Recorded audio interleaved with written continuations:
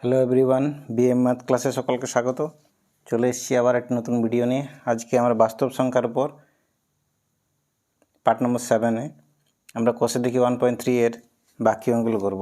এর আগের ভিডিওগুলোতে যদি তোমরা দেখতে ইচ্ছুক থাকো তাহলে তোমরা অবশ্যই আমার প্লেলিস্টে গিয়ে বাকি ভিডিওগুলো দেখে নিও। তো আজকে আমরা 8-এর অঙ্ক থেকে শুরু করব। 8-এর অঙ্কগুলো দেখো কী রয়েছে।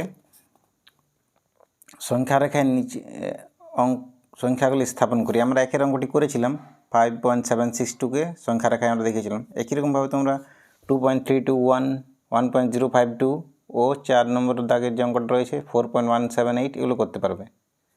তো এগুলো আমি আর করলাম না।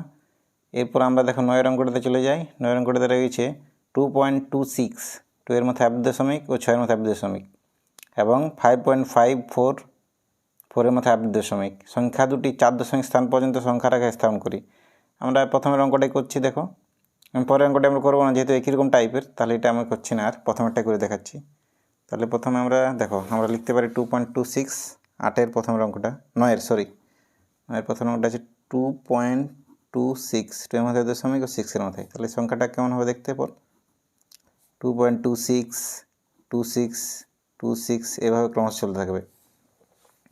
4 দশমিক স্থান পর্যন্ত সংখ্যাটি যদি আসন্ন মান নিই আমরা, 4 দশমিক স্থান পর্যন্ত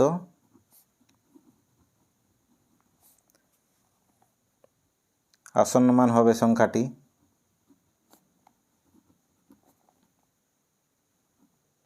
2.26 এবং 26। তাহলে আমাকে সংখ্যা রেখায় 2.26কে স্থাপন করব। তাহলে সংখ্যা রেখা স্থাপন করতে গেলে প্রথমে একটি সংখ্যা রেখা আঁকতে হবে। তাহলে স্কেলের সাহায্যে আমরা একটা সংখ্যা রেখা টানলাম, এবং এই সংখ্যাটি দেখো 2 থেকে অবশ্যই পূর্ণ সংখ্যা 2 থেকে বড়, কারণ যে কোনো সংখ্যা রেখা নিলাম, মনে করো এইখানে 5-এর দাগে আমি ও নিলাম, যেটা মূলবিন্দু 0। এবার 1 সেন্টিমিটার এককে যদি আমি 1 সেন্টিমিটার দৈর্ঘ্যকে যদি 1 একক ধরি, তাহলে 6-এর দাগে আমি 1 পাবো, 7-এর দাগে 2, 8-এর দাগে পাবো আমরা 3 স্কেলের, 9-এর দাগে পাবো 4, এভাবে 10-এর দাগে পাবো 5, এবং বাঁ দিকে 1 সেন্টিমিটার দূরে 4-এর দাগে পাবো -1, 3-এর দাগে পাবো -2, এবং 2-এর দাগে পাবো -3 ইত্যাদি। তাহলে আমরা এখানে 0 নিলাম মূলবিন্দুকে, 1 সেন্টিমিটার দূরে দূরে 1 সেন্টিমিটার দৈর্ঘ্যকে আমরা 1 একক ধরেছি, 1, 2, 3, 4, 5 এভাবে ক্রমশ চলতে থাকবে। এবং এই বাঁ দিকে 1 সেন্টিমিটার দূরে আমি -1, তারপর আবার 1 সেন্টিমিটার দূরে -2 কমে কমে যাবে, -3, -4 ইত্যাদি। এরপর আমরা দেখতে পাচ্ছি সংখ্যাটা, দেখো এখানে সংখ্যাটি রয়েছে 2.2626। তাহলে স্পষ্টতই সংখ্যাটা 2 থেকে বড়, কারণ 2 দেখো পূর্ণ সংখ্যার সঙ্গে কিছু দশমিক ভগ্নাংশ যোগ রয়েছে, এবং অবশ্যই 3 থেকে ছোট। তাহলে আমরা সংখ্যাটিকে 2 ও 3-এর মাঝখানে পাবো। তাহলে এরপরে আমরা 2 আর 3-এর মাঝখানে যে জায়গাটা রয়েছে সেটাকে বড় করে দেখব এবং সমান 10 ভাগে ভাগ করব। তাহলে প্রথমে একটা দেখো আমি 10 ভাগে ভাগ করে নিয়েছি আগেই। তাহলে প্রথম বিন্দুতে আমরা 2 নেব, আর শেষ বিন্দুতে আমরা নেব 3কে। তাহলে দেখো মনে করে এখানে একটা 10 দাগ পর্যন্ত রেখা টানলাম। 0 দাগেতে আমি নিলাম ওই 2 বিন্দুকে স্থাপন করব, আর এই 10-এর 3 বিন্দুটাকে, অর্থাৎ এই যে 2 ও 3-এর মাঝে গ্যাপটাকে রয়েছে সেটাকে আমরা সমান 10 ভাগে ভাগ করব। কিন্তু এই ছোটো জায়গার মধ্যে 10 ভাগে ভাগ করা সম্ভব নয়, এই জন্য আমি একটু বড় করে দেখবো এটাকে। তাহলে প্রথমে দেখো দাগগুলো নিয়ে নিচ্ছি, মাঝের দাগগুলো। 1 সেন্টিমিটার দৈর্ঘ্যের এখানে আমি পাবো 1 ঘর, এটা হলো 2 ভাগে ভাগ, এটা 3 ভাগে, 4, 5, 6, 7, 8 এবং 9-এর দাগে। তাহলে প্রথমটাতে আমি এখানে নেব 2, এখানে নেব আমরা 3। তাহলে 2টাকে আমরা এখানে স্থাপন করেছি,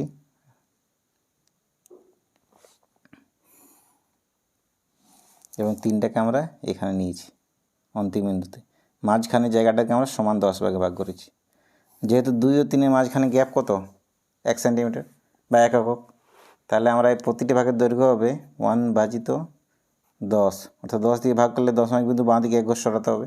1-এর দশমিক 1-এর ডান দিকে রয়েছে, 1 ঘর সরালে সামনে চলে আসবে, তাহলে হয়ে যাবে 0.1 একক। তাহলে প্রতিটি ভাগের দৈর্ঘ্য 0.1 একক। তাহলে 2-এর পরের ঘরটা হবে 2.1, দশমিক 1 যোগ করে আবার দশমিক যোগ করে 2.2 এভাবে 2.3, 2.4, 2.5, 2.6, 2.7, 2.8, 2.9 ও তার সঙ্গে 0.1 যোগ করলে আমরা 3 পেয়ে যাব। এরপর আমরা দেখছি সংখ্যাটা দেখো দশাংশের ঘরে আছে 2 আছে এবং তারপরে ঘরটাতে রয়েছে 6।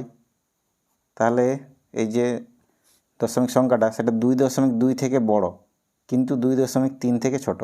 তাহলে 2.2 ও 2.3 এর মাঝখানে রয়েছে দশমিক সংখ্যাটি। এরপর আমরা কি করব, 2.2 ও 2.3 এর মাঝখানে জায়গাটাকে আবার 10 ভাগে ভাগ করব। তাহলে দেখো আমরা প্রথমে 10 ভাগে ভাগ করে নিচ্ছি একটা সরলরেখাকে, এবং এই প্রথম বিন্দুতে আমরা স্থাপন করব 2.2 কে, আর এই শেষ বিন্দুটা আমরা 2.3 কে, এবং মাঝখানে আমরা 1 সেন্টিমিটার দৈর্ঘ্যগুলোকে আমরা ভাগ করে নিচ্ছি। তাহলে 6-এর এখানে দাগ দেবো, 7-এর, 8-এর ও 9-এর। তাহলে প্রথম বিন্দুটাতে আমরা 2.2 কে নেব, একটু মানে 2.2 ও 2.3 এর মাঝখানের জায়গাটাকে আমরা একটু বড় করে দেখছি, তাহলে আমাদের ভাগ করতে সুবিধা হবে। ওই জন্য এই ছবিগুলোর বিবর্ধিত করে অর্থাৎ বড় করে দেখানো হচ্ছে। তাহলে এখানে 2.2 নিলাম প্রথম বিন্দু, অন্তিম বিন্দু 2.3, এবং দেখো 2.2 ও 2.3 এর মাধ্যমে গ্যাপ রয়েছে 0.1। এরপর এই প্রতিটি ভাগ এই 2.2 2.3 এর মাঝখানের জায়গাকে যদি আমরা 10 ভাগে ভাগ করি, তাহলে প্রতিটি ভাগের দৈর্ঘ্য কত হবে? 10 দিয়ে ভাগ করবো 0.1কে, 0.01। দশমিক বিন্দু বাঁ দিকে একবার সরবে, তাহলে দশমিক এখানে ছিল, 10 দিয়ে ভাগ করলে দশমিকটা সামনে চলে আসবে শূন্যর আগেটাই, তাহলে উত্তর হবে 0.01। তাহলে প্রথমের সংখ্যাটা 2.2, তার সঙ্গে যদি 0.01 যোগ করি, তাহলে পরের দশমিক বিন্দুতে স্থাপন 2.21 সংখ্যাটা কি পাবো? তারপর 2.22, 2.23, 2.24, 2.25, 2.26 এভাবে বেড়ে বেড়ে 0.01 বেড়ে বেড়ে 2.27, 2.28, 2.29 ও তার সঙ্গে 0.01 যোগ করলে 2.3। এরপর দেখো সংখ্যার দিকে তাকাও, সংখ্যাটাতে রয়েছে 2.262, অর্থাৎ 26 থেকে বড়, 2.26 থেকে সংখ্যাটি বড় কিন্তু 2.27 থেকে ছোট। তাহলে 2.26 ও 2.27 এর মাঝখানে আছে, অর্থাৎ এই দুটি যে দশমিক সংখ্যাগুলো রয়েছে তার মাঝখানে সংখ্যাটি রয়েছে। তাহলে আমরা এরপর কী করব, 2.26 ও 2.27 এর মাঝখানের জায়গাটাকে 10 ভাগে ভাগ করব। তাহলে প্রথমে আমরা একটা সরলরেখা টেনে ওটাকে 10 ভাগে ভাগ করে নিচ্ছি আগে।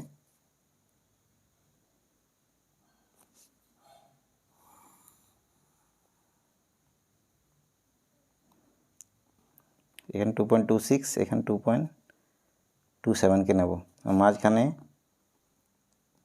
0.001 যোগ করে পরের সংখ্যাগুলো পেতে থাকবো, কারণ প্রতিটি ভাগের দৈর্ঘ্য হবে 0.001। তাহলে প্রথমে নেব 2.26, কারণ যে দশমিক সংখ্যাটি রয়েছে সেটা 2.26 থেকে বড় কিন্তু 2.27 থেকে ছোট, তাহলে ওর মাঝখানে আছে। এরপর 2.26 ও 2.27 এর মাঝখানকে জায়গাটাকে আমরা সমান 10 ভাগে ভাগ করছি। যেহেতু 2.26 ও 2.27 এর মাঝখানে গ্যাপটা রয়েছে 0.01, তার এবারে প্রতিটি 10 ভাগে ভাগ করলে প্রতিটি ভাগের দৈর্ঘ্য হবে 0.001। তাহলে প্রথম সংখ্যাটা, এরপরও আমি উপর নিচে করে সংখ্যাগুলো লিখব, কারণ শুধুমাত্র নিচে লিখলে সংখ্যাগুলো খুব কাছাকাছি চলে আসবে, আমার লিখতে অসুবিধা হয়। তাহলে প্রথমে দেখো উপর লিখছি, পরের সংখ্যাটা হবে 2.261, তারপরে সংখ্যাটা হবে 0.001 যোগ করে আমরা পেতে থাকবো 2.262, 2.263, 2.264, 2.265, 2.266, 2.267, 2.268, 2.269 ও তারপরে সংখ্যাটা হবে 2.27। এরপর আবার সংখ্যাটির দিকে তাকাও, দেখো সংখ্যাটিতে রয়েছে 2.2626, তাহলে স্পষ্ট দেখতে পাচ্ছি যে দশমিক সংখ্যাটি 2.262 থেকে বড়, কিন্তু 2.263 থেকে ছোট। তাহলে এই যে দশমিক সংখ্যাটি আছে আমরা 2.262 ও 2.263 এর মাঝখানে আছে। তাহলে এই জায়গাটাকে আমরা সমান 10 ভাগে ভাগ করি। দেখো, তাহলে প্রথমে একটি সরলরেখা টেনে আমরা সেটাকে সমান 10 ভাগে ভাগ করব এবং প্রথম বিন্দুতে 2.262 এবং শেষের বিন্দুতে 2.263 নেব। এক ঘর পর পর আমরা এক ঘর পর পর আমরা বিন্দুগুলি নিলাম। তাহলে এই সরলরেখাটি সমান 10 ভাগে ভাগ হয়ে যাবে।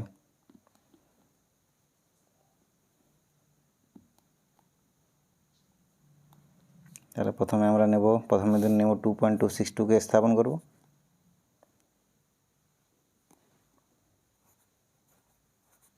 এবং শেষ বিন্দুতে আমরা 2.26 একটা লিখতে ভুল হলো, 2.263।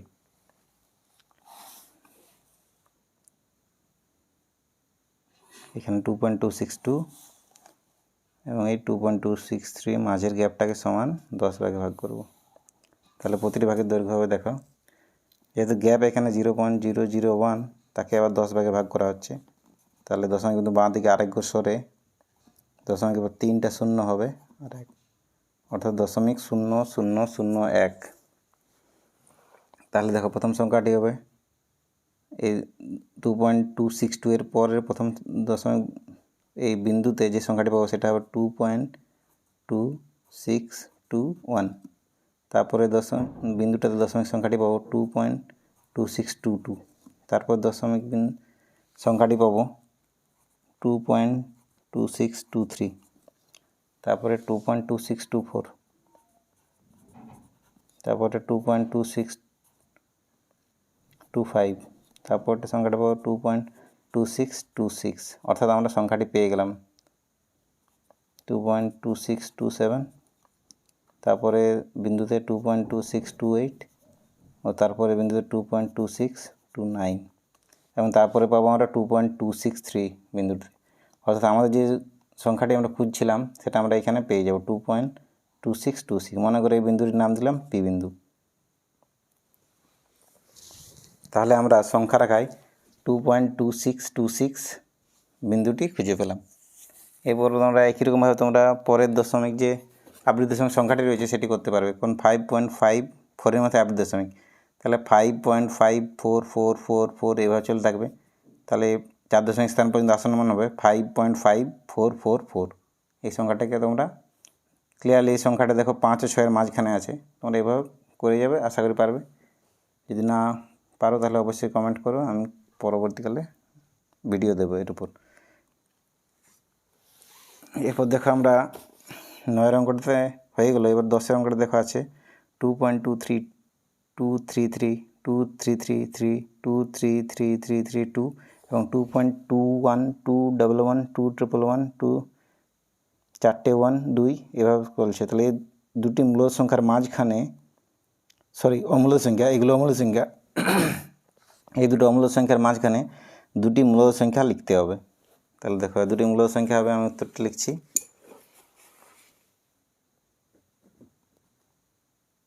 দুটি মূল সংখ্যা হলো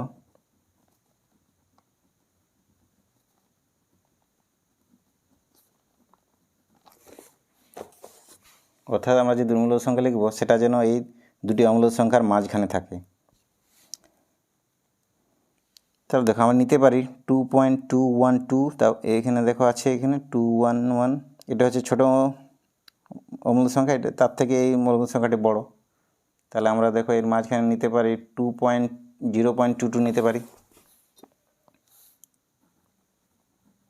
এটি একটা মূল সংখ্যা, কারণ যদি আমি ভগ্নাংশ আকারে লেখার চেষ্টা করি তাহলে এটা হবে 22 এর 100 এবং কাটাকাটি করে হবে এটা 2 দিয়ে কাটাকাটি যাবে 11, এটা হবে 50, অর্থাৎ 11 এর 50।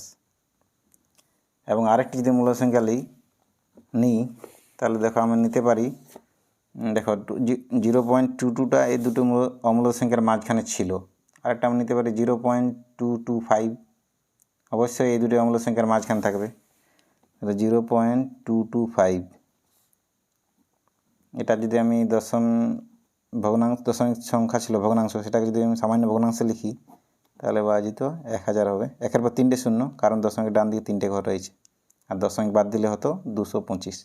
5 দিয়ে কাটাকাটি যাবে, 5-4 20, থাকলে 2, 25, 5 5, আবার 5 দিয়ে কাটাকাটি যাবে, 200 হবে, আবার 5 দিয়ে যাবে,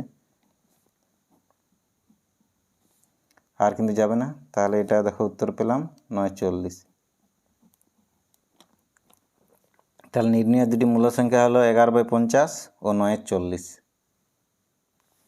তাহলে আমরা পেয়ে গেলাম। এরপর দেখো 11 অঙ্কটাতে কী রয়েছে, 0.2101 এবং 0.2222 বা 0.2 এর মধ্যে এর মধ্যে দুটি মূল সংখ্যা লিখি। তাহলে দেখো 0.2101 থেকে বড় হতে হবে, কিন্তু 0.2222 তার থেকে ছোট হতে হবে। তাহলে নির্ণয় দুটি মূল সংখ্যা,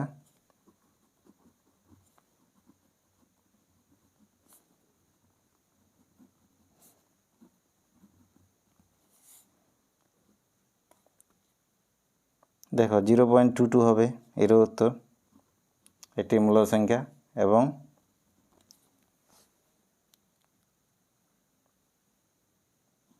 0.222 এটিও কিন্তু এই দুটি মূলত সংখ্যা, এই দুটো কিন্তু মূলত সংখ্যা, এটাও মূল সংখ্যা আবার এটিও মূল সংখ্যা, এই দুটি মূল সংখ্যার মাঝখানে আছে।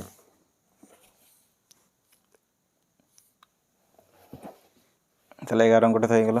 এরপর দেখো 12 অঙ্কটাতে আছে স্বাভাবিক সংখ্যা, অখণ্ড সংখ্যা, পূর্ণ সংখ্যা, মূল সংখ্যা, অমূল সংখ্যা ও বাস্তব সংখ্যা নিয়ে 10টি সত্য বক্তব্য ও 10টি মিথ্যা বক্তব্য লিখি।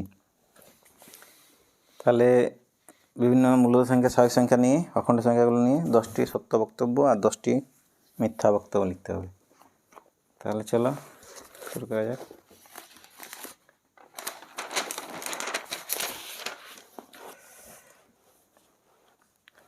দেখো আমরা ওই 12 অঙ্কটাতে 10টি সত্য বক্তব্য আগে লিখছি।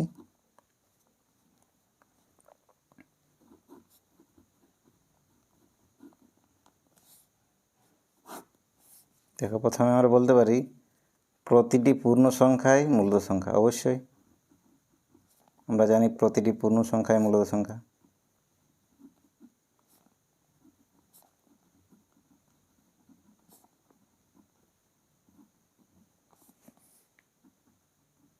সবচেয়ে ছোট স্বাভাবিক সংখ্যা হলো 1।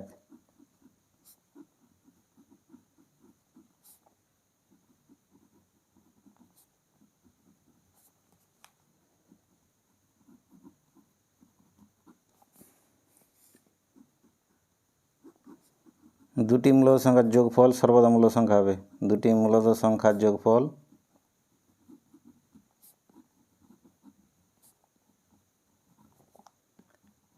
সর্বদা মূলত সংখ্যা হবে।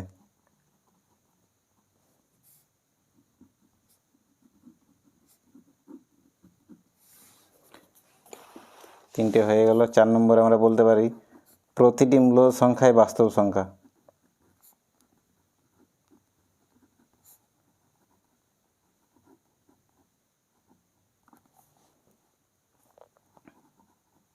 অবশ্যই প্রতিটি মূলত সংখ্যা বাস্তব সংখ্যা হবে।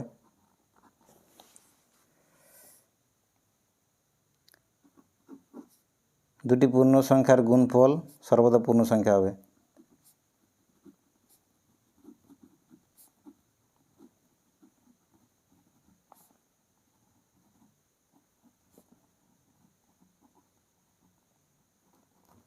দুটি পূর্ণ সংখ্যার গুণফল সর্বদা পূর্ণ সংখ্যা হবে। 6 নম্বরে আমরা বলতে পারি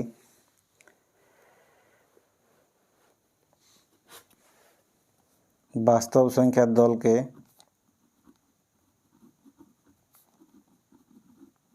ইংরেজি বর্ণমালার ক্যাপিটাল আর দ্বারা প্রকাশ করা হয়।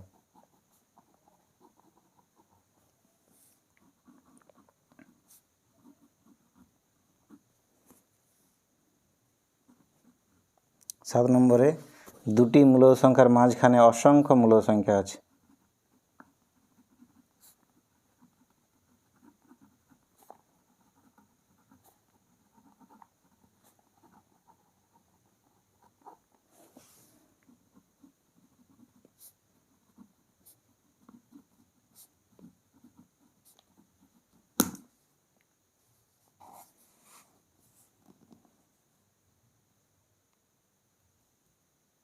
দুটি মূলদ সংখ্যার মাঝখানে অসংখ্য মূলদ সংখ্যা আছে।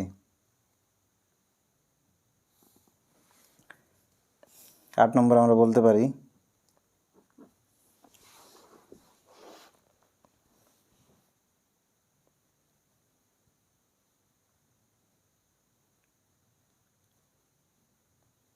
দুটি স্বাভাবিক সংখ্যার যোগফল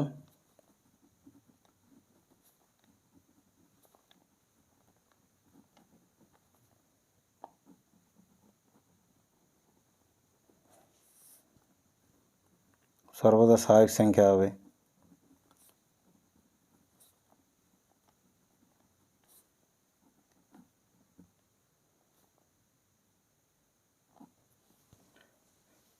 ন নম্বরে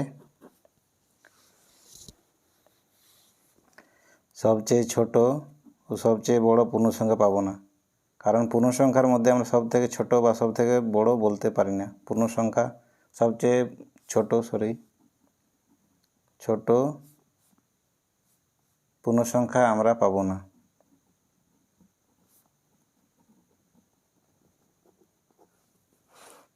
এবং 10 নম্বরে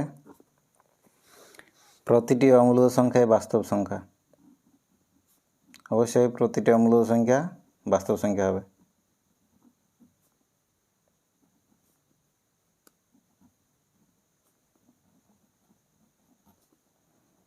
তাহলে আমরা 10টি সত্য বক্তব্য পেলাম। এরপর আমরা কি করব, 10টি মিথ্যা বক্তব্য লিখতে হবে।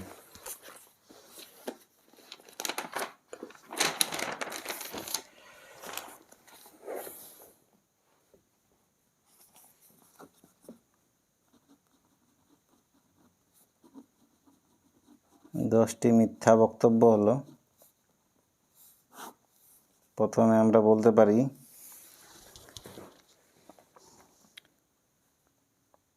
শূন্য একটি স্বাভাবিক সংখ্যা।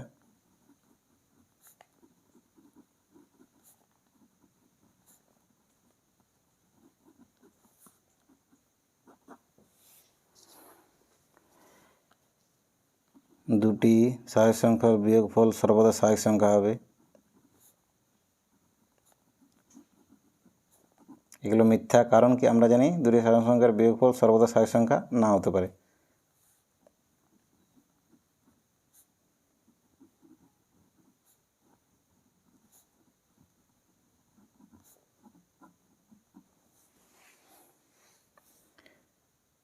তিন নম্বর আমরা বলতে পারি প্রতিটি মূলদ সংখ্যাই পূর্ণ সংখ্যা। এটিও মিথ্যা, কারণ একের দুইটি মূলদ সংখ্যা কিন্তু একের দুই পূর্ণ সংখ্যা নয়। তাহলে প্রতিটি মূলদ সংখ্যাই পূর্ণ সংখ্যা, এই বক্তব্যটি কি মিথ্যা।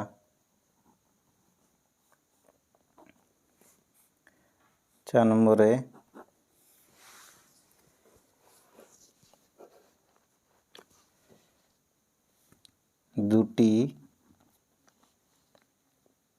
দুটি পূর্ণ সংখ্যার ভাগফল সর্বদা পূর্ণ সংখ্যা হবে। এটিও মিথ্যা, কারণ দুটি পূর্ণ সংখ্যার ভাগফল সর্বদা পূর্ণ সংখ্যা না হতে পারে। দুটি স্বাভাবিক সংখ্যার ভাগফল সর্বদা দুটি পূর্ণ সংখ্যার ভাগফল সর্বদা পূর্ণ সংখ্যা হবে। এটিও মিথ্যা বিবৃতি।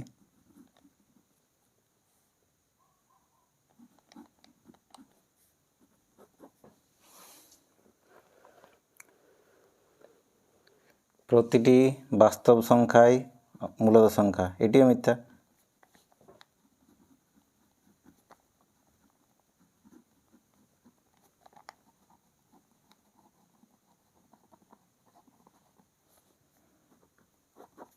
√2 একটি মূলদ সংখ্যা, এটি মিথ্যা, কারণ √2 একটি অমূলদ সংখ্যা।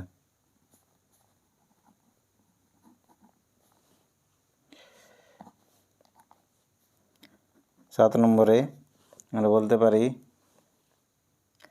দুটি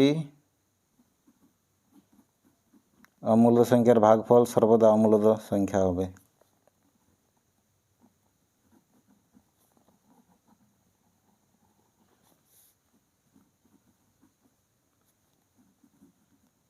এটি মিথ্যা, কারণ দুটি অমূলদ সংখ্যার ভাগফল মূলদও হতে পারে।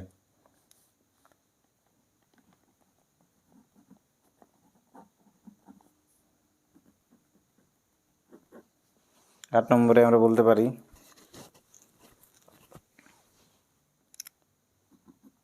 √49 একটি অমূলদ সংখ্যা। এটি একটি অমূলদ সংখ্যা নয়, কারণ √49 যদি আমরা মান বার করি তাহলে এটা 7 হবে, যেটা একটি মূলদ সংখ্যা।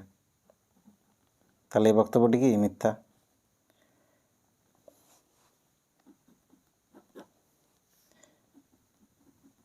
একটি মূলদ ও অমূলদ সংখ্যার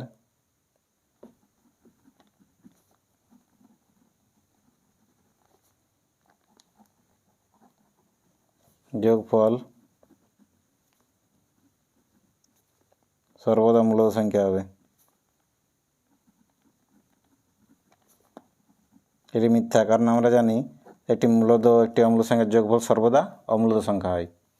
এবং শেষে 10 নম্বরে আমরা বলতে পারি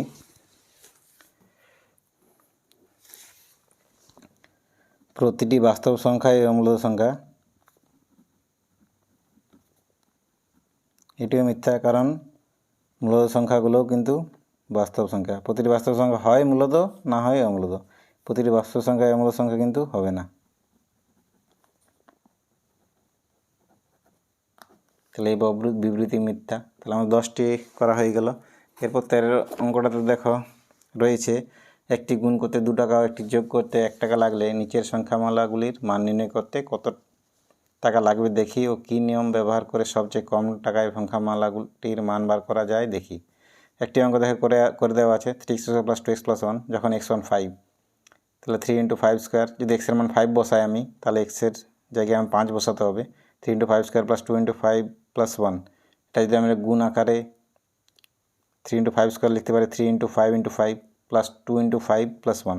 তাহলে এক্ষেত্রে দেখো কটা গুণ আছে, 1টা 2টা 3টে গুণ আছে এবং যোগ আছে 1টা 2টো। তাহলে 3টে গুণে 2টো যোগ করতে লাগছে মোট 8 টাকা, কারণ একটি গুণ করতে লাগে 2 টাকা এবং একটি যোগ করতে 1 টাকা। তাহলে এখানে 3 × 2 = 6 আর 2 × 1 = 2, তাহলে মোট 8 টাকা।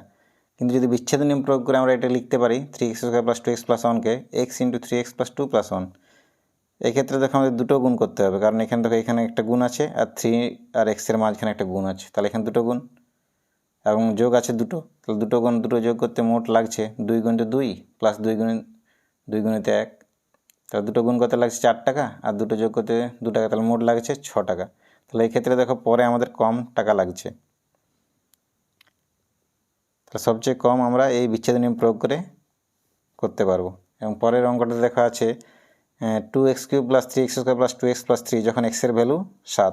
তাহলে এই অঙ্কটা করে দিচ্ছি আমি, দেখো 13×2 2x³ + 3x² + 2x + 3, এটাকে আমরা লিখতে পারি 2 × 7³ যেহেতু x এর জায়গায় 7 বসাচ্ছি 3 × 7² + 2 × 7 + 3 যখন x = 7। তাহলে এটাকে আমরা যদি আবার 7³ মানে কি 7 3বার গুণ করতে হবে। 3 × 7² মানে এখানে 7 × 7 + 2 × 7 + 3। তাহলে এক্ষেত্রে আমরা যদি মান বার করতে হয় তাহলে গুণ করতে হচ্ছে,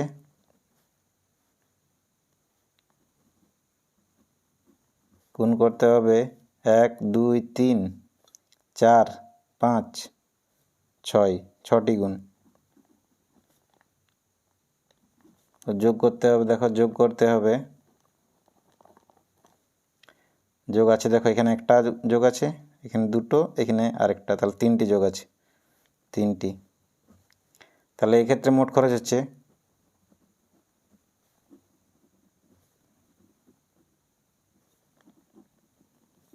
6 × 2, যেহেতু 6টি গুণ 2 টাকা করে, প্লাস এবার 3টে যোগ আছে 1 টাকা করে, তাহলে 6 × 2 = 12, 3 × 3, অর্থাৎ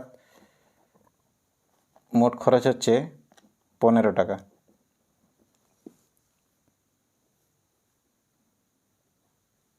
কিন্তু এই অঙ্কটাতে যদি আমরা বিচ্ছেদ নিয়ম আকারে লিখি, বিচ্ছেদ নিয়মের সাহায্যে অঙ্কটা দেখো সংখ্যামালাটা কেমন আমরা লিখতে পারি। তাহলে বিচ্ছেদ নিয়মের সাহায্যে দেখো আমরা লিখতে পারি সংখ্যামালাটিকে 2x³ + 3x² + 2x প্লাস 3। এটা দেখো প্রথম দুটো থেকে আমরা এক্স স্কোয়ার যদি কমন নিই তাহলে হবে 2x প্লাস 3। পরের দুটো থেকে 1 কমন নিলে পড়ে থাকবে 2x প্লাস 3। এরপর এই দুটি পদ থেকে 2x, এখানে 3 হবে, সরি। তাহলে এইবারে এই দুটো পদ থেকে যদি আমরা 2x প্লাস 3 দেখো কমন যাবে, এই পদটি দেখো এখানেও রয়েছে এখানেও রয়েছে, তাহলে কমন গেল। তাহলে পড়ে থাকলো প্রথমটার থেকে এক্স স্কোয়ার আর পরের থেকে প্লাস 1। তাহলে এক্ষেত্রে দেখো আমাদের এটা যদি আমি এক্সপ্লিসিটলি আকার লিখি, অর্থাৎ দেখো এখানে এক্স 2 আর এক্সের মাঝে গুণ আছে প্লাস 3 গুণিত এখানে এক্স স্কোয়ার আমরা লিখতে পারি এক্স গুণিত এক্স প্লাস 1।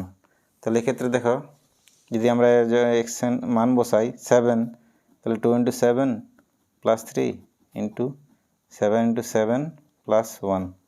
তাহলে এই ক্ষেত্রে যখন এক্স অন 7, তাহলে এক্ষেত্রে দেখো গুণ কতবার করতে হচ্ছে, এক্ষেত্রে গুণ করতে হচ্ছে দেখো একবার এখানে, এখানে দুবার, এখানে একটা নিয়ে তিনবার এবং যোগ কবার করতে হচ্ছে, যোগ করতে হচ্ছে দেখো এখানে একবার আছে আর এখানে আরেকবার আছে, তাহলে দুবার। এক্ষেত্রে মোট খরচ হবে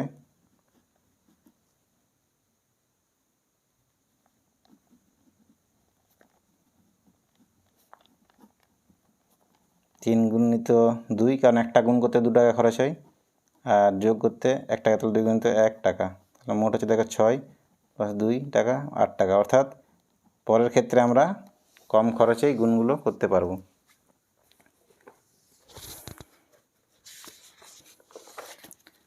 হয়ে গেল এই অঙ্কটা। এরপর দেখো আমরা দেখছি বহু বিকল্পীয় প্রশ্ন, এমসিকিউ টাইপের কিছুগুলো প্রশ্ন রয়েছে, সেগুলি দেখো, এগুলো তো আমরা করব।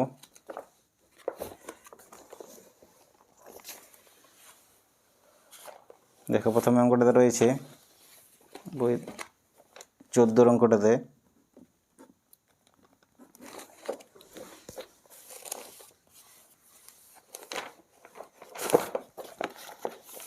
দেখো 14 অঙ্কটাতে রয়েছে √5 এর দশমিক বিস্তার, এটি সসীম দশমিক, এটি সসীম অথবা আবৃত দশমিক, একটি অসীম ও অনাবৃত দশমিক, কোনোটিই নয়। তাহলে √5 আমরা জানি একটি অম্ল সংখ্যা, তাহলে এর আবৃত দশমিক বিস্তার কী হবে, অসীম ও অনাবৃত দশমিক। তাহলে সি এর অঙ্কটা হবে, সি এর উত্তরটা হবে, তাহলে 14 উত্তর হবে 1 সি এর উত্তর, অসীম ও অনাবৃত। এবার 2 এরটাতে দেখো,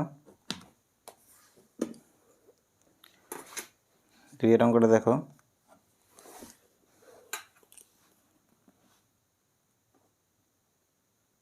দুইয়ের অঙ্কটাতে রয়েছে দুটি অমূল্য সংখ্যার গুণফল সর্বদাই অমূল্য সংখ্যা হবে, সর্বদাই মূল্য সংখ্যা, সর্বদা একটি পূর্ণ সংখ্যা, মূলদ কিংবা অমূল্য সংখ্যা। উত্তর কিন্তু ডিএরটা হবে, কারণ দুটি অমূল্য সংখ্যার গুণফল সর্বদাই যে অমূলদ হবে এমন কোনো নেই, বা মূলদ হবে সর্বদা এটাও ঠিক নয়। তাহলে আমাদের সর্বদা একটি পূর্ণ সংখ্যা এটাও ঠিক নয়, মূলদ কিংবা অমূল্য সংখ্যা, তাহলে এটি উত্তর হবে ডিএরটা, 2 এর ডি। তাহলে দুটি অমূল্য সংখ্যার গুণফল হয় মূলদ না হলে অমূলদ সংখ্যা হবে।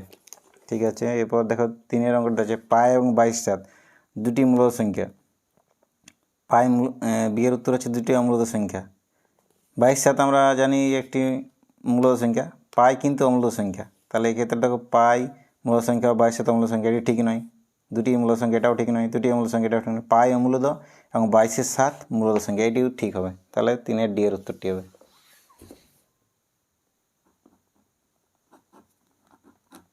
3 এর উত্তর হবে ডি। এরপর দেখো 4 এর উত্তর কোনটা হয়।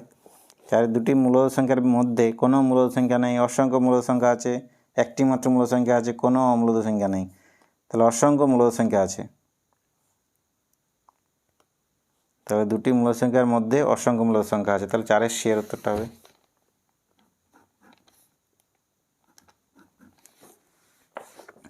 5 দেখো দুটি অমূলদ সংখ্যার মধ্যে কোনো অমূলদ সংখ্যা নেই, অসংখ্য অমূলদ সংখ্যা আছে, অসংখ্য অমূলদ সংখ্যা আছে, এটা হবে। একটি মাত্র অমূলদ সংখ্যা আছে, এটি কিন্তু হবে না।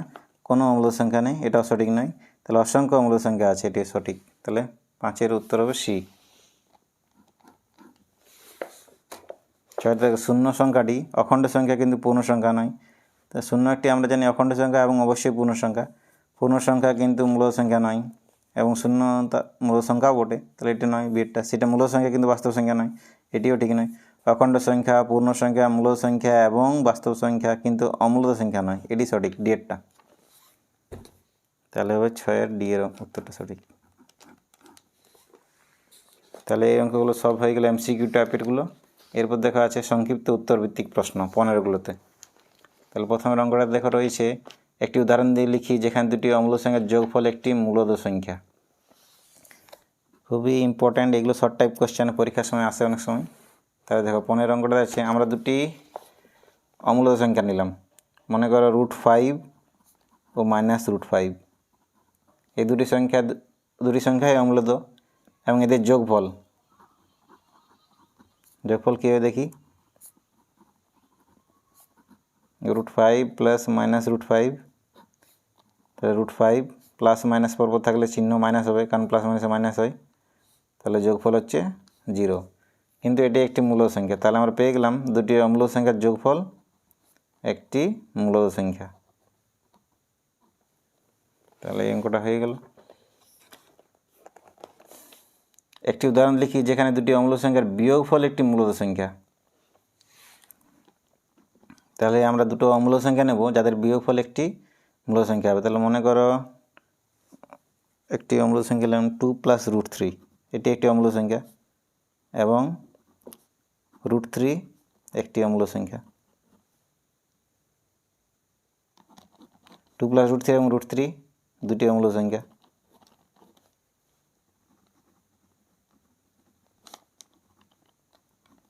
এরপর যদি এদের বিয়োগ করা হয় তাহলে বিয়োগফল কী হবে,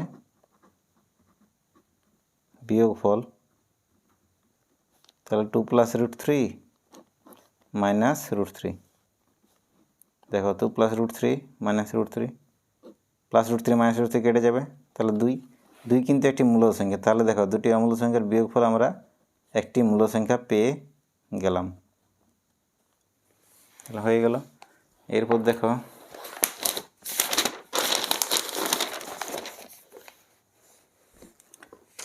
3-এর অঙ্কটাতে রয়েছে 15-3-এর 1-এর 7 ও 2-এর 7-এর মধ্যে একটি মূলদ সংখ্যা লিখি। তাহলে 1-এর 7 ও 2-এর 7-এর মধ্যবর্তী পদটি একটি লিখতে হবে।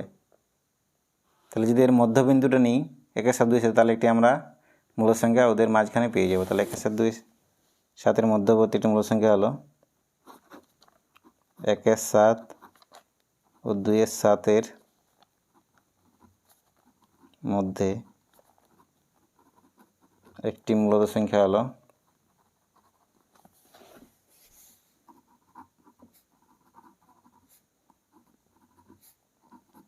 1-এর 7 + 2-এর 7/2। এটা যদি আমরা সরল করি তাহলে দেখো উপরের যোগফল হবে, ভগ্নাংশগুলির যোগফল হবে, হরগুলি লসাগু 7, তাহলে উপরে 1 + 2, কারণ 7 দিয়ে 7কে ভাগ করলে 1 হয়, 1-এর সঙ্গে লবের গুণ করলে 1 1 1, আবার 7 দিয়ে 7কে ভাগ করলে 1 হয়, 1-এর সঙ্গে 2 লবের 2 গুণ করলে 2 1 2, হরে 2 আছে। তাহলে উপরে হচ্ছে 3-এর 7, হরে যে 2 ভাগ ছিল সেটাকে আমরা গুণ আকারে 1 2 লিখতে পারি। তাহলে হবে 3-এর 7, হরে যে 2টে ছিল তার আমরা গুণ আকারে লিখতে পারি 1 2, তাহলে হচ্ছে 3-এর 14। তাহলে 1-এর 7 2-এর 7-এর মধ্যে একটি মূলদ সংখ্যা হলো 3-এর 14। এরপর দেখো 4-এর অঙ্কটাতে ছিল 1-এর 7 2-এর 7-এর মধ্যে একটি অমূলদ সংখ্যা লিখতে হবে। 1-এর 7 2-এর 7-এর মধ্যে একটি অমূলদ সংখ্যা, তাহলে প্রথমে একে দশমিক বিস্তারে লিখে নিতে হবে। 1-এর 7 সমান কত হয় দেখি আগে, সমান একে দশমিক বিস্তার বার করবো। 7 দিয়ে যদি আমরা 1কে ভাগ করি তাহলে প্রথমে দশমিক দিতে হবে, দিয়ে আমরা দশমিকের পরে যে শূন্য আছে সেটি ব্যবহার করতে পারবো। আর যেহেতু দশমিকের আগে কোনো সংখ্যা নেই তাহলে আমরা শূন্য দিতে পারি। তাহলে দেখো 7 দিয়ে আমরা 1 খাওয়াতে 7 থেকে 7 বিয়োগ করবো 3, দশমিক দেওয়ার জন্য এটাকে শূন্য পেয়ে থাকবো। 4 খাবে 4 7 28, পড়ে থাকলো 2, আবার শূন্য পাবো। 7 2 14, পড়ে থাকলো 6, আবার শূন্য। 7 8 56, 8 খাবে, পড়ে থাকলো 4, একটা শূন্য পাবো। তাহলে এরপর খাবে 5 5 7 35, এরপর 5 0 7 7 49, আবার দেখো 1 চলে এসছে, এখানে দেখো 1 ছিল, তাহলে 0 পাবো। তাহলে আবার 7 একে 7 খাবে। তাহলে আমরা বুঝতে পারছি এই যেহেতু দেখো এখানে 1 ছিল, আমরা দশমিক দিয়ে 0 বসিয়েছি, তাহলে এই পর আবার খেয়ে যাবে, 1 খাবে, তারপর খাবে 4, এভাবে ক্রমশ ভাগটা চলতেই থাকবে। 2, তারপর 8, 5, 7, তাহলে এই 6টি অঙ্ক বারবার ঘুরে আসবে, 1, 4, 2, 8, 5, 7। তাহলে আমরা লিখতে পারি 0.14, 2, 8, 5, 7, এই 6টি অঙ্ক বারবার আসতে থাকবে। তাহলে আমরা এই আবৃত দশমিক সংখ্যা, এটি একটি আবৃত দশমিক, তাহলে 1-এর মাথায় আবৃত দশমিক দেবো, আবার 7-এর মাথায়। এই 6টি অঙ্ক বারবার ফিরে আসছে, ওই জন্য 1-এর মাথায় প্রথম সংখ্যা ছিল 1 এবং শেষের অঙ্কটি ছিল 7, তাহলে এই দুটোর মাথায় আবৃত দশমিক দিলেই হবে। আরেকটি সংখ্যা ছিল 2-এর 7, তাহলে 2-এর 7কে যদি আমরা আবৃত দশমিক আকারে লেখার চেষ্টা করি, তাহলে দেখো হবে, ভাগটি করছি আমরা। প্রথমত দেখো 2 দিয়ে 7কে ভাগ করা যাক, 7 দিয়ে 2কে ভাগ করতে হবে। যেহেতু 2টি ছোটো, তাহলে দশমিক দিয়ে আমরা দশমিক পরে 0 ব্যবহার করতে পারবো। তাহলে প্রথমে দেখো দশমিকটা কিছু নেই, আমরা 0, তাহলে 7 দিয়ে যদি 20 খাওয়ানো হয়, তাহলে প্রথমে 2 খাবে। দেখো 7 × 14, পরে থাকলো 6, 0, 7 × 8 = 56, পরে থাকলো 4, 0, 5 × 7 = 35, 5, 0, 7 × 7 = 49, 1, 0, 7 একে 7, তাহলে বিয়োগ করলে 3 হবে 0, 7, 4 = 28, বিয়োগ করে 2, 0। দেখো প্রথমেই আবার এখানে দেখো 2, 0 ছিল, আবার 2, 0 এসছে, তাহলে 7 × 2 = 14, ভাগটা আগের মতো থাকবে, 6, 0, তাহলে এবারে খাওয়াবো আমি। দেখো 7, 8 = 56, পড়ে থাকলো 4। তাহলে দেখো আমরা এই 2, 8, 5, 7, 1, 4 এরকমভাবে ভাগটা চলতে থাকবে, 2, 8, 5, 7, 1, 4। তাহলে আমরা 2, 8, 5, 7, 1, 4, তাহলে 2-এর মাথায় আবৃত দশমিক দেবো ও 4-এর মাথায় আবৃত দশমিক। তাহলে আমাদের যে একটি অম্ল সংখ্যা বার করতে হবে, সেটি হবে দেখো 0.1, 4, 2, 8, 5, 7 আর 2, 8, 5, 7, 1, 4। তাহলে একটি অম্ল সংখ্যা হলো, সংখ্যাটির মাঝখানে একটি অম্ল সংখ্যা।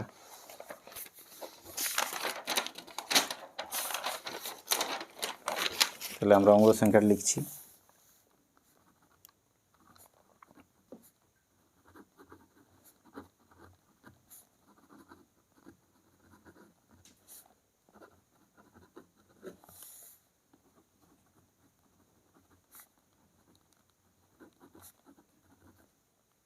তাহলে অম্ল সংখ্যাটি দেখো কী হবে,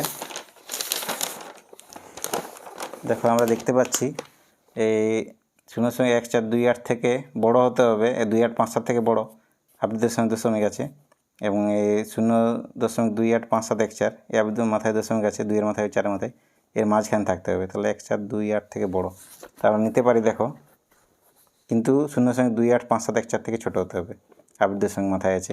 তাহলে 0.20 নিতে পারি, 2,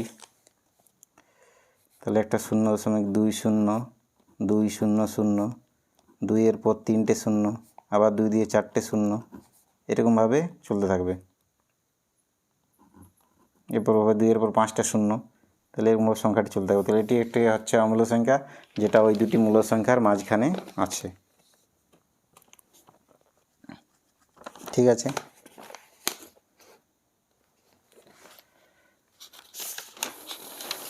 এরপর দেখো আমরা শেষ অঙ্কটি করবো 15-র দাগের 5-এর অঙ্ক, লাস্ট অঙ্ক যেটা ছিল, সেটাতে রয়েছে দেখো 0.123-এর মাথায় আবৃত দশমিক সংখ্যাকে সামান্য ভগ্নাংশে লিখি। তাহলে 0.123-এর মাথায় আবৃত দশমিক রয়েছে, অর্থাৎ 3 সংখ্যাটি বারবার আসতে থাকবে। এটাকে যদি আমি আবৃত দশমিক সংখ্যাটা যদি সামান্য ভগ্নাংশ আকারে লিখি, অর্থাৎ লব হওয়ার আকারে, তাহলে দেখো প্রথমে সমস্ত দশমিক বাদ দিলে এটি একটি মিশ্র আবৃত দশমিক, কারণ দেখো সামান্য দশমিক পরে একাধিক ঘর, 1 ও 2 ঘরটাতে কিন্তু মাথায় আবৃত দশমিক নেই, 3-এর ঘরটাতে আছে। তাহলে এরকম নিয়ম তোমরা সামান্য ভগ্নাংশ বার করার নিয়ম ক্লাস 8-এ ছিল কিন্তু। তাহলে দেখো প্রথমে আমরা সমস্ত দশমিক বাদ দিলে হবে 123। এরপর দেখো সামান্য দশমিকের পরে কিন্তু আবৃত দশমিকের বাইরে কত আছে, সংখ্যাটি 12 রয়েছে। দেখো তাহলে এটা আমাকে বিয়োগ করতে হবে। এরপর আবৃত দশমিকের মধ্যে যত ঘর আছে ততগুলো 9 হবে। তাহলে যেহেতু আবৃত দশমিকের মাথায় একটি ঘর আছে, তাহলে একটি 9, আর সামান্য দশমিকের পরে এবং আবৃত দশমিকের বাইরে যতগুলি সংখ্যা আছে ততটি শূন্য হবে। তাহলে দেখো এখানে দুটো সংখ্যা মাথায় আবৃত দশমিক ছিল না, তাহলে দুটি শূন্য হবে। তাহলে এবার দেখো যদি বিয়োগ করি তাহলে এটা হবে 111 এবং নিচে হবে 900 হরে। কাটাকাটি যাবে 3 দিয়ে, দেখো 3 দিয়ে যদি আমি 111কে ভাগ করি তাহলে প্রথমে 3 খাবে, 3 থেকে 9 পড়ে থাকলো 2, 21 হলো, 1 নামাল 3 7 21, আর 3 দিয়ে এটাকে ভাগ করলে 300, 3 থেকে 9 200। তাহলে আর কিন্তু কাটাকাটি যাবে না, তাহলে তোর হবে 37-এর 300। ঠিক আছে, তাহলে আমরা আজকের এই লাস্ট পার্ট 7-এতে আমাদের বাস্তব সংখ্যার সমস্ত অঙ্কগুলো হয়ে গেল কষে দেখির। এর পরের ভিডিওতে আমরা সূচকের নিয়মগুলো নিয়ে আলোচনা করব, 2 নম্বর অধ্যায়। যদি ভিডিওটি ভালো লাগে থাকে তো অবশ্যই লাইক কমেন্ট করো, এবং আগের ভিডিওগুলো যারা দেখোনি তারাও আমার প্লেলিস্টে গিয়ে ভিডিওগুলো দেখে নিতে পারো। Thank you. ঠিক আছে, পরের ভিডিওতে আমরা সূচকের নিয়মগুলো নিয়ে আলোচনা করব। ওকে।